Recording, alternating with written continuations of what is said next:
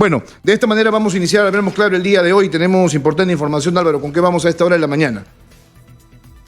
Ya está con nosotros César Candela, que es especialista en gestión pública, para que nos explique exactamente qué es lo que está pasando. El día de ayer, el señor Curburneo fue al Parlamento Nacional junto a Aníbal Torres para presentar el proyecto de presupuesto general de la República para el año 2023. Hay un incremento importante, creo que el presupuesto es de casi, para el próximo año, de 214.000 millones de soles, perdón. Un incremento de al menos 17.788 millones que se van a destinar básicamente en 3 carteras, según lo que tengo aquí, que es educación, salud y transportes. Hay esta intención del presidente de darle un mayor impulso a la educación. Sin embargo, lo que estoy viendo aquí es que este incremento en el sector de educación en cuanto a su presupuesto para el próximo año básicamente es planilla, es incrementar el sueldo de los maestros, ¿no? Cuando hay problemas, por ejemplo, estructurales dentro de esa cartera, el tema de la infraestructura que hasta este momento no se resuelve. Tenemos colegios que están básicamente en el abandono y hemos visto lo que ha pasado esta semana en Tingomaría, donde los alumnos han tenido que improvisar aulas en plena calle, y hay un comunicado del PRONIET que es vergonzante, ¿no? Que es vergonzoso, que no puede hacer absolutamente nada porque no puede accionar contra el contratista de la obra, ¿no? Que le toca refaccionar este colegio emblemático en la ciudad, porque no lo puede, simplemente no puede estar atado de manos. Entonces está con nosotros César Candela. Hola César, ¿cómo estás? Bienvenido a Exitosa. Hola Jesús, ¿qué tal? Buenos días. Qué gusto saludarte y a tu público también. Bueno, vamos a lo siguiente, ¿no es cierto? Tenemos un nuevo proyecto de presupuesto general de la República con un incremento importante para el próximo año. ¿Viste lo que estaba comentando sobre estos 17.788 millones de soles que van a ir básicamente a 3 ministerios? Bueno, salud, obviamente todavía estamos sufriendo una pandemia, y en los últimos presupuestos generales de la República el gasto, ¿no? Se ha incrementado, al menos en ese sector. Entonces eso sí se justifica, porque hay que comprar vacunas, mantener los equipos siempre a disposición de la gente que lo necesita. Pero en educación, por ejemplo, ¿no? Que es un sector también importante, ¿por qué es que tenemos que tener como prioridad, o el Ejecutivo como prioridad, por ejemplo, el incremento en el sueldo de los maestros? Yo no digo que no se tenga que hacer, pero creo que hay cosas mucho más importantes, ¿no? A ver, en principio saludo a todo tu público, explicarles que hace más de 22 años el presupuesto público se viene incrementando entre 5, 7 a 9%. El último, justamente, que ha presentado ayer el premier Aníbal Torres y el ministro de Economía, Curburneo, refleja un incremento para el siguiente año 2023 de casi 10%, 17.000 millones, como tú lo has dicho. Ahora, una cosa es tener la intención de gastar esa cantidad y una cosa es realmente gastarlo.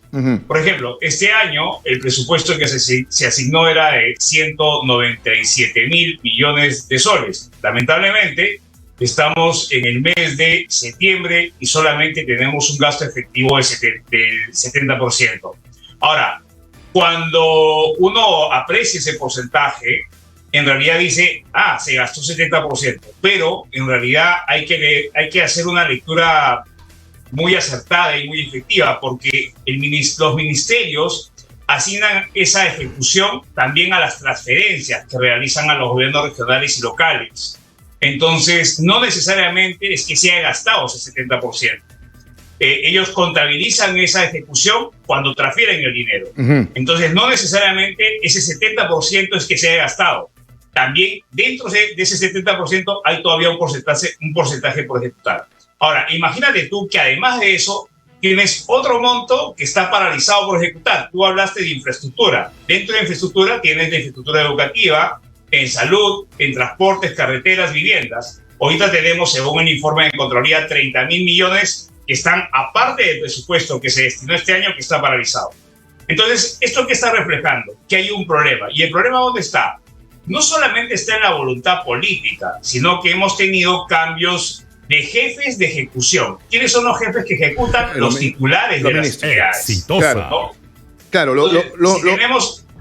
discúlpame, pero habría que decirle a la gente y aterrizar un poquito más el tema. Lo que tenemos es un problema serio de ejecución de presupuesto. Tendríamos que a pocos meses de que se acabe el año, que son casi 4, tener, si no en este momento el 80, si no el 85% de ejecución de gasto, ¿no es cierto?, en cada cartera. Sin embargo, esto no se ha hecho. A mí lo que me llama la atención, y el público lo tiene que saber, es que Claro, si a ti te dan 100 soles para poder gastar, ¿no?, durante un periodo importante para lo que tú requieras, pues lo haces lo más rápido posible. Sin embargo, aquí no se ha hecho. Lo que decías es interesante, ¿no es cierto? Que esto no se está haciendo porque, claro, hay una constante interrupción en el desarrollo de las acciones de cada ministro, ¿no? Tenemos un año muy complejo en el cual, por ejemplo, carteras tan importantes como el Interior han tenido al menos siete titulares del pliego, o sea, y cada uno de ellos, para demorarse en hacer gestión pública, pues obviamente tiene que tomarse entre 1, 2 o 3 meses, y finalmente eso es el tiempo que duran en el cargo, no tienen tiempo absolutamente a nada, con lo cual tampoco tenemos objetivos claros y concretos en cada una de las carteras que se han citado. Por eso es que ahora, la crítica no es crítica porque se nos ocurre, es crítica porque hay hechos concretos y porque estas cifras que están aquí son las que se dan por parte del Ministerio de Economía. Para que el público sepa, y ya te dejo tú para que hagas un mayor análisis respecto a ese tema, por ejemplo, uno quisiera que haya mayor lucha, ¿no es cierto?, contra la delincuencia, la inseguridad. Sin embargo, el Ministerio de Interior hasta este momento solamente ha ejecutado el 37.1% de su presupuesto. Por ejemplo, en salud, el 29.7% se ha gastado de su presupuesto, no llega ni siquiera al 50%. Entonces, ¿qué se hace, no? ¿Y cómo es que esto afecta al ciudadano de a pie que en este momento nos está escuchando? Claro, justamente, Jesús, tú pusiste el ejemplo de los 100 soles. La ama de casa tiene 100 soles y resulta que a la fecha, para todo el año, obviamente estamos suponiendo solamente un ejemplo, dice haber gastado 70 soles. Pero le dio a uno de sus hijos 20 soles y a otro 20 soles. Entonces ella cree que se gastaron los 70, pero el hijo todavía tiene los 20 soles. A eso me refiero con el ejemplo de que para cifras macro se está diciendo que se ha gastado 70% en el año, pero no se ha gastado todavía eso. Eso es para simplemente decirle al público de que la lectura puede ser errada cuando se habla de que se ha gastado 70%, la cifra no necesariamente es real. Número uno. En segundo lugar, el cambio de ministros o de jefes de todas maneras interrumpe la ejecución del gasto y ahí hay un problema importante. Lo otro, la aplicación de la ley de contrataciones es importante. La ley que sirve para ejecutar este gasto necesita de todas maneras una reforma relevante. Mira, los mecanismos legales que están vigentes para ejecutar este presupuesto son varios. Tienes la ley de contrataciones, los mecanismos de concesiones, por ejemplo, de APPs y de obras por impuestos no están siendo utilizados como podrían utilizarse para el gasto de infraestructura, que es donde está el presupuesto más significativo, ¿no? ¿Por qué? Por falta de conocimiento de las autoridades regionales y municipales, por una falta de voluntad política y capacitación a nuestras autoridades, sobre todo en la forma descentralizada y fortalecimiento que se debe hacer. Entonces, hay una problemática macro que no está abordando ni el gobierno central, ni el, como tú lo has dicho hace un momento, mientras que yo te escuchaba antes de la entrevista, ni el Poder Legislativo. Claro, tenemos un Parlamento, lamentablemente, donde casi todos los congresistas son gente nueva, está conociendo, está en una confrontación política terrible durante este último año, y lamentablemente todo el país está pagando, como decimos criollamente, los platos rotos, porque no están legislando, no están proponiendo soluciones y no se da alternativa de solución a esta problemática que tú estás mostrando en este momento. La lenta ejecución o la ejecución que esperamos todos. El tema de seguridad que tú has señalado. El cambio de ministros, por ejemplo, a julio o agosto mostraban que no se había planificado el alquiler de patrulleros. Mira, esos patrulleros que tú ves normalmente en Lima y todos vemos, son estos grises que son alquilados, que es una modalidad que permite rentar los vehículos. Por ejemplo, la ley exige que tú publiques a comienzo de años todo lo que vas a contratar. Era julio de este año y el ministerio no había publicado eso, cuando la exigencia legal es que sea en enero. ¿Y por qué? Porque habían habido 5 cambios de ministros. Entonces, había un incumplimiento legal, habían 5 cambios de ministros y una falta de planificación. ¿Quién se va a perjudicar? Toda Lima. Entonces hay una problemática real que nosotros no vemos y los ciudadanos tampoco ven realmente, porque obviamente hay un desconocimiento que no tienen que tener a la letra y a la mano los ciudadanos, ¿no? Claro. Entonces esto que está señalando es sumamente importante. Sí, César. Bueno, nosotros nos estamos preocupando por tratar los fines de semana estos temas que creo que son medulares para que la ciudadanía entienda perfectamente en qué estamos andando. Porque, claro, mientras otros se preocupan por ser caja de resonancia de estos problemas que se van presentando entre políticos, el país está yendo pues, prácticamente al abismo. Escuchaba estas semanas al señor Kurt Burnero, que es ministro de Economía, que esperemos tenerlo la próxima semana, una vez que se ha presentado el presupuesto general de la República, hablar de recesión. Y luego como que fue trastraviando ahí, ¿no? Dejando el tema bastante gaseoso. Pero también hablaba él por ejemplo, tener una mejor proyección de crecimiento para los próximos años. Pero, y eso decía, se va a lograr con mayor inversión pública, es decir, expandir un poco más la economía en base a eso. Sin embargo, yo noto aquí, y eso no es su culpa, porque él recién está asumiendo el cargo, pero aquí yo noto, por ejemplo, Claro. que en carteras, o sea, en ministerios donde se podría, por ejemplo, generar inversión pública, ¿no es cierto?, con obras, por ejemplo, en transportes y comunicaciones, solamente tienes ejecutado el 43.9%, ¿no? Porque ahí tendrías tú que tener un programa de shock de inversiones, ¿no? Sumado con, por ejemplo, el Ministerio de Vivienda y Construcción, que también ha ejecutado, y aquí ya es lo llamativo, ¿no? Solamente el 27.1% de su presupuesto. Solo en esos dos ministerios está básicamente un importante gasto, ¿no? Si tú quisieras o tuvieras el objetivo, ¿no es cierto?, de querer dinamizar la economía, de tener una mejor proyección, tendrías tú que centrarte en estos dos ministerios y generar una carpeta, ¿no es cierto?, de inversiones que además no solamente tendrías concreto, sino generarías trabajo. Jesús, podrías aprobar un decreto de urgencia temporal por un año que genere un shock de reactivación económica a través de un presupuesto especial, ¿no?, que signifique un gasto de infraestructura relevante, justamente para generar trabajo a las medianas, pequeñas y sobre todo grandes empresas, para generar más empleo a través del gasto de infraestructura. Pero bueno, o sea, todo está en el titular del MEF y a la velocidad. Pero yo lo que veo, lamentablemente, y quieras o no, el señor Burneo, como tú dices, acaba de asumir, pero asume el activo y el pasivo del gobierno. Y lamentablemente, esta lentitud en la capacidad de reactivar normas, que son las que generan justamente el marco de ejecución, viene siendo sumamente lenta. Mira, el gobierno central y el gobierno legislativo pueden estar en una confrontación política permanente, pero la gestión no tiene por qué ser interrumpida.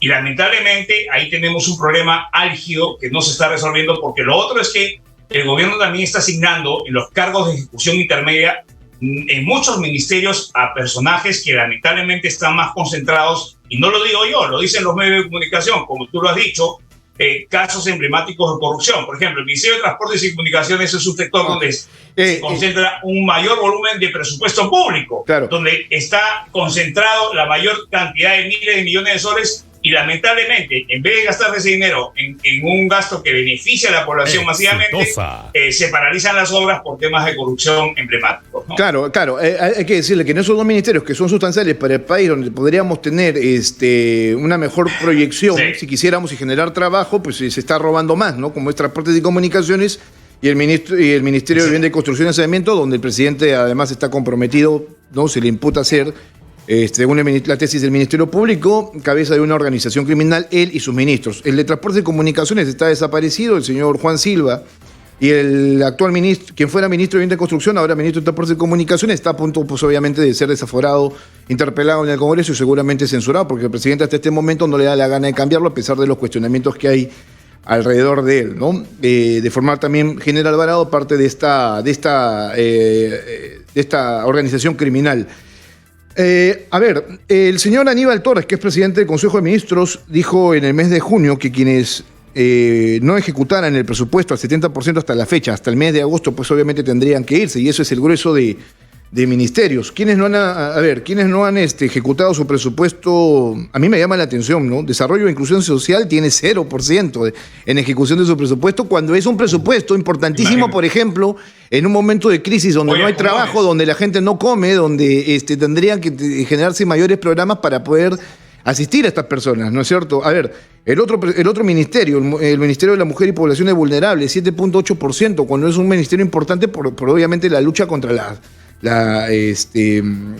el maltrato, ¿no? La violencia hacia la mujer, defensa, ¿no? Las Fuerzas Armadas son sustanciales para no solamente el orden interno y la defensa externa, sino también para el apoyo en situaciones dramáticas como son estas que se producen por la naturaleza, ¿no es cierto? Solamente han ejecutado 12.6%, justicia 18.8%. Si no le alcanza la justicia a usted, ya sabe por qué exactamente está pasando esto.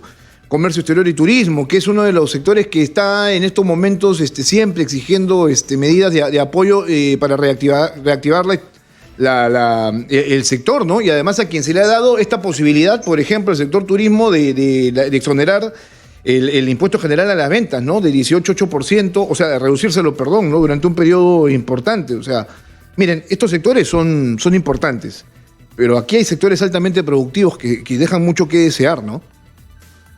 No te olvides, Jesús, también que una muestra clara de la lamentable frustración del gasto fue la compra de la urea y de los fertilizantes para el sector agrario ante la crisis mundial que ha impactado no solamente en Perú, sino también en América Latina, ¿no? Y esa es una muestra contundente y que acredita que hay una frustración en la compra, ¿no? Que ya tiene meses y que ha evitado y ha generado un problema en la producción de alimentos que hubiese mejorado la capacidad del gobierno y, por supuesto, del mercado mismo de reducir el producto que las amas de casa son las que se perjudican cuando van al mercado. Si hubiesen comprado de repente un insumo a $1, de repente lo hubiesen podido comprar a 70 céntimos, a 60 céntimos. Y claro, el presidente sale y los ministros salen y anuncian, lo van a conseguir acá, el gobierno va a comprar 1.500 millones en fertilizantes o 1.000 millones, al final no compran ni 20 millones en fertilizantes porque no tienen la capacidad y porque cambian de ministros a cada momento.